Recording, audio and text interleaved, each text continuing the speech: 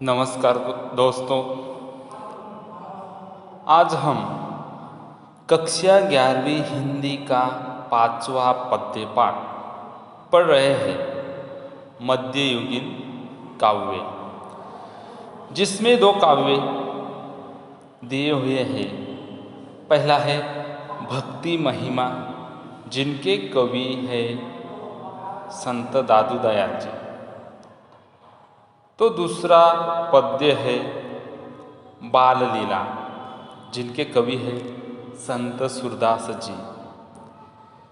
तो पिछली बार हमने पहला काव्य भक्ति महिमा पढ़ लिया है, तो आज हम दूसरा काव्य जो है बाल लीला यह पढ़ने वाले हैं। तो कृपया करके आप सभी छात्र अपने अपने किताबें निकालें और पेज नंबर 23 और 24 देखें और ध्यान दें। तो हम बाल लीला इस काव्य को पढ़ने से पहले कवि का परिचय, उनकी प्रमुख कृतियाँ, काव्य प्रकार और काव्य परिचय देख लेते हैं। ठीक है, तो आगे देखिए। कवि परिचय। संत सूरदास जी का जन्म 1478 को दिल्ली के पास सीही नामक गांव में हुआ। आरंभ में आप आगरा और मथुरा के बीच यमुना के किनारे गऊ घाट पर रहे। तो संत सूरदास जी का जन्म 1478 को दिल्ली के पास एक सीही नामक गांव है, उसमें उनका जन्म हुआ। तो शुरुआत में उन्होंने आगरा में दिन बिताए और बाद में मथुरा के बीच यमुना के किनारे गऊ घाट पर जाकर बस गए। वहीं पर आपकी भेंट गुरु वल्लभाचार्य से हुई। अष्टछाप कवियों की सगुण भक्ति काव्य धारा के आप एकमात्र ऐसे कवि हैं जिनकी भक्ति में साक्य, वात्सल्य और माधुर्य भाव निहित है। तो संत सूरदास जी अष्टछाप कवियों में, उनकी सगुण भक्ति धारा के कवियों में ऐसे एकमात्र कवि है जिनकी भक्ति में साक्य, वात्सल्य और माधुर्य भाव निहित है। कृष्ण की बाल लीलाओं तथा वात्सल्य भाव का सजीव चित्रण आपके पदों की विशेषता रही है। तो उनकी पदों की विशेषता यही है कि उन्होंने उनके पदों में कृष्ण के बाल लीलाओं का, वात्सल्य भाव का सजीव चित्रण उन्होंने किया है। संत सूरदास जी की मृत्यु 1580 में हुई। आगे देखिए प्रमुख कृतियां। सूरसागर, सूरसारावली तथा साहित्य लहरी आदि उनकी कृतियां हैं। काव्य प्रकार देखिए। पद काव्य की एक गेय शैली है। हिंदी साहित्य में पद शैली की दो निश्चित परंपराएं मिलती है। एक संतों के शब्द की और दूसरी परंपरा कृष्ण भक्तों की पद शैली है, जिसका आधार लोकगीतों की शैली है। भक्ति भावना की अभिव्यक्ति के लिए पद शैली का प्रयोग किया जाता था।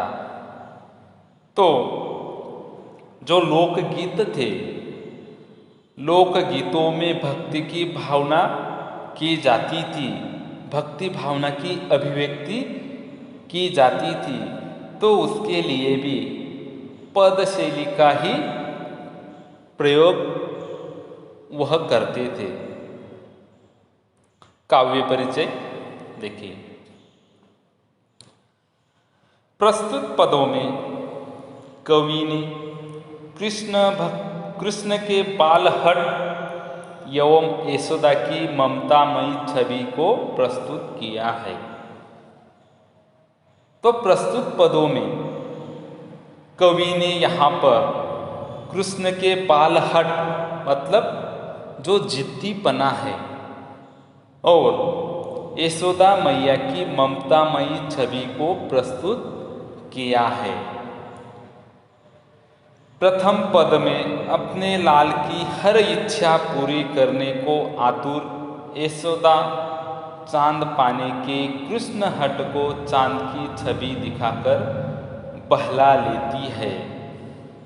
तो जो प्रथम पद है, पहला पद है, उसमें जो यशोदा मैया है अपने बेटे कृष्ण जो कन्हैया है उसकी हर इच्छा पूरी करने की कोशिश वह करती है।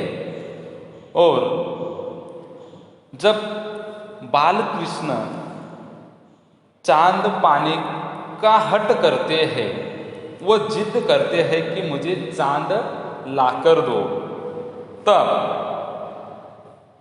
यशोदा मैया क्या करती है, अपने बाल कृष्ण को चांद की छवि दिखाकर उन्हें समझाने का प्रयास करती है। चांद को देखने पर कृष्ण की मोहक मुस्कान देख माँ यशोदा बलिहारी हो जाती है और जब उस चांद की छवि को देखकर बाल कृष्ण मोहक मुस्कान होते हैं, वह मुस्कुराते हैं, तभी माँ यशोदा बहुत ही खुश होती है। द्वितीय पद में माँ यशोदा कृष्ण को कलेवा करने के लिए दुलार रही है और जो दूसरा पद है वहाँ पर माँ यशोदा अपने बेटे को कृष्ण को कलेवा मतलब नाश्ता करने के लिए कह रही है। उनकी पसंद के विभिन्न स्वादिष्ट व्यंजन सामने रखकर वह मनुहार कर रही है। तो उनके सामने माँ यशोदा ने बहुत सारे स्वादिष्ट व्यंजन पकवान रख दिए हैं और उन्हें वो कह रही है कि चलो नाश्ता कर लो, कलेवा कर लो। तो यहाँ पर हमने कवि परिचय देख लिया है, उनकी प्रमुख कृतियाँ को देख लिए है, काव्य प्रकार देख लिया, काव्य परिचय कर लिया। अब आगे हम पद को देखते हैं।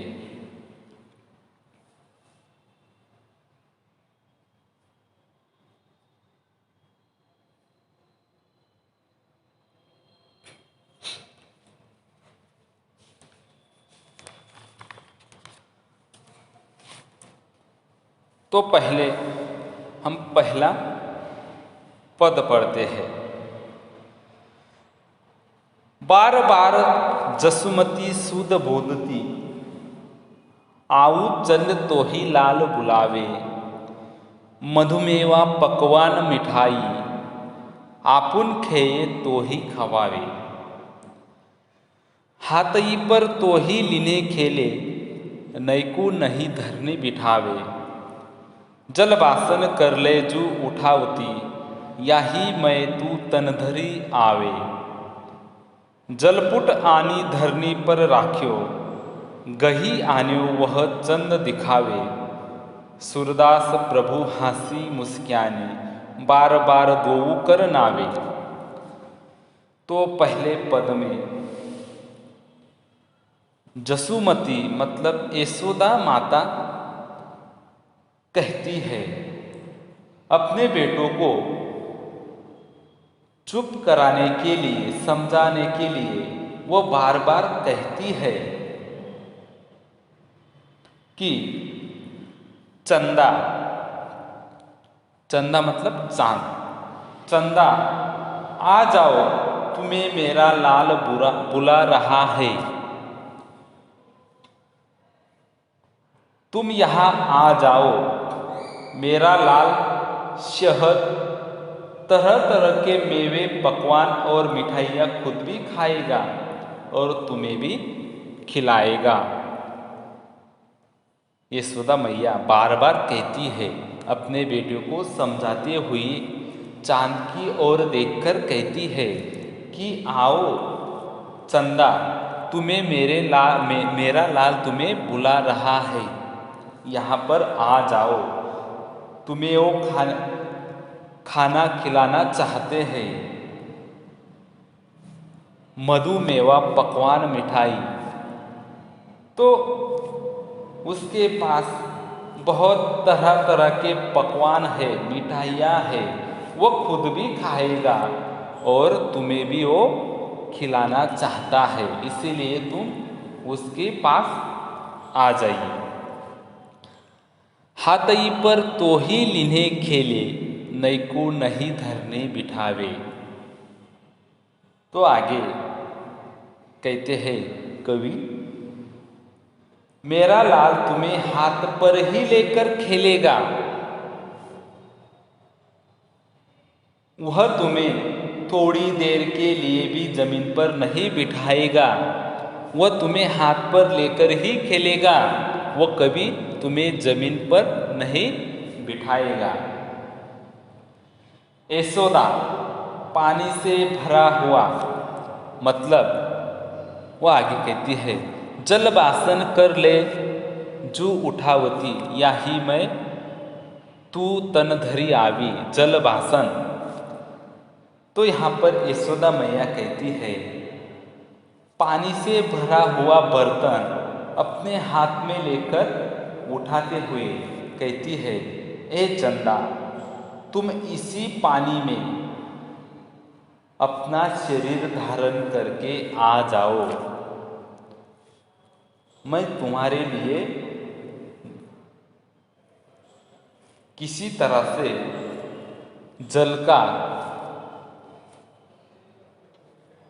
जल लाती हूँ और वहाँ पर तुम आ जाओ। जलपुट आनी धरनी पर राख्यो, गही आने वह चंद दिखावे, सूरदास प्रभु हंसी मुस्काने बार बार दोऊ करनावे।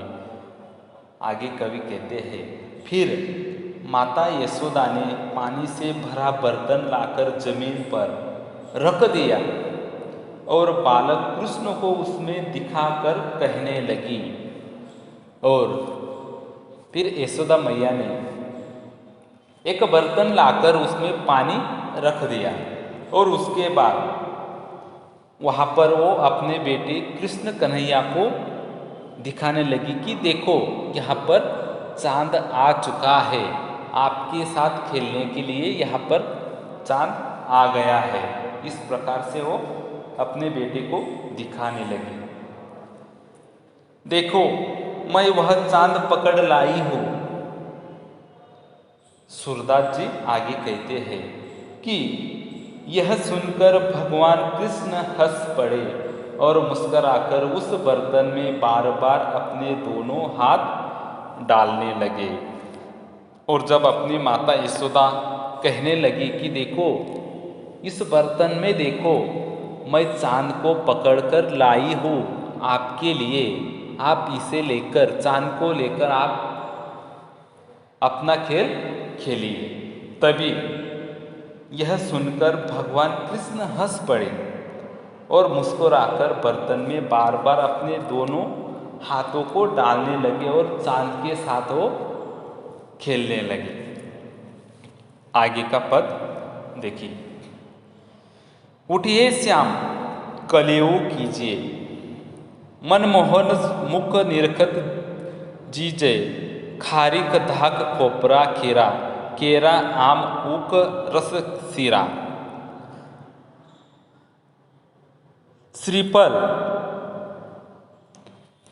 श्रीफल मधुर चिरंजी आनी, सपरी चिवरा अरुण खुबानी, घेवर फेनी और सुहारी, खोवा सहित खाऊ बलिहारी। रची पिराक लड्डू दधी आनो, तुमको भावत पूरी संदानो, तब तमोल रची तुम ही खवाओ, सूरदास पनवारो पाओ। तो आगे के पद में कवि कहते हैं कि माता यशोदा बालक कृष्ण का मनुहार करती हुई कहती है, उसे समझाते हुए कहती है, ए कृष्ण उठो। कलेवा, कलेवा मतलब सुबह का जो जलपान होता है, जो नाश्ता होता है। ए कृष्ण उठो, कलेवा कर लो। ए मनमोहन कृष्ण, मैं तुम्हारा मुँह देखकर जी रही हूँ। हे लाल, मैं तुम्हारे जलपान के लिए छुहारा, किशमिश, गरी, खीरा, केला, आम, गन्ने का रस और सीरा ले आई हूँ। हे कृष्ण, हे मेरे लाल, उठ जाइए अब। देखिए, मैं आपके लिए, आपके सुबह के जलपान के लिए मैंने देखिए क्या क्या लाई हूँ, जिसमें है छुहारा, किशमिश, गरी, खीरा, केला, आम और गन्ने का रस, और उसके साथ साथ शीरा भी लेकर यहाँ पर आई हूँ। आप उठ जाइए। आगे देखिए, श्रीफल मधुर चिरंजी आनी, सपरी चिवरा अरुण कुबानी, घेवर फेनी और सुहारी, खोवा सहित खाऊ बलिहारी। मैं तुम्हारे लिए नारियल, नारियल का पानी और मीठी चिरंजी ले आई हूँ। साथ में अमरूद है, चिवड़ा, लाल लाल जर्दालू भी लाई हूँ। तुम्हारी पसंद की घेवर, फेनी, मिठाइयाँ और पुड़िया लाई हूँ। तुम उन्हें खोए के साथ खा लो। मैं तुम पर बलिहारी जाऊँ मेरे लाल। मैं तुम्हारे लिए बहुत सारे मिठाइयाँ भी लाई हूँ, उसके साथ साथ अमरूद, लाल जर्दालू और बहुत कुछ लाई हूँ। तुम इसे खा लो। मैं, यदि तुम इसे खा लोगे तो मैं बहुत ही खुश हो जाऊंगी, मुझे बहुत अच्छा लगेगा, हे मेरे लाल। रची पिराक लड्डू दधी आन्यो, तुमको भावत पूरी संदानो, तब तमोल रची तुम ही खवाओ, सूरदास पनवारो पाओ। आगे कहते हैं, बेटा मैं तुम्हारे लिए गुजिया, लड्डू और दही बनाकर ले आई हूँ। तुम्हें पूड़ी और अचार बहुत अच्छा लगता है, वह भी ले आई हूँ, खा लो मेरे लाल। माता यशोदा कहती है कि तुम कलेवा कर लो, इसके बाद मैं पान लगाकर तुम्हें खिलाऊंगी। तो मैं तुम्हारे लिए बहुत कुछ लाई हूँ, गुजिया लाई हूँ, लड्डू लाई हूँ, दही बनाकर ले आई हूँ, और उसके साथ साथ पुड़िया भी, और पुड़िया के साथ अचार भी लाई हूँ जो तुम्हें बहुत ही पसंद है, वो तुम उठकर खा लो। और जब आपका कलेवा हो जाएगा, आपका जलपान हो जाएगा, तो उसके बाद मैं आपको पान भी लगाकर दूंगी, तो आप उन्हें भी खा लो। सूरदास पनवारो पाओ। तो तो आगे कहते हैं, सूरदास जी कहते हैं कि मुझे पान खिलाई मिले, तो उसके साथ साथ भी मुझे पान खिलाई मिलेगी। यहाँ पर ये जो दूसरा काव्य था,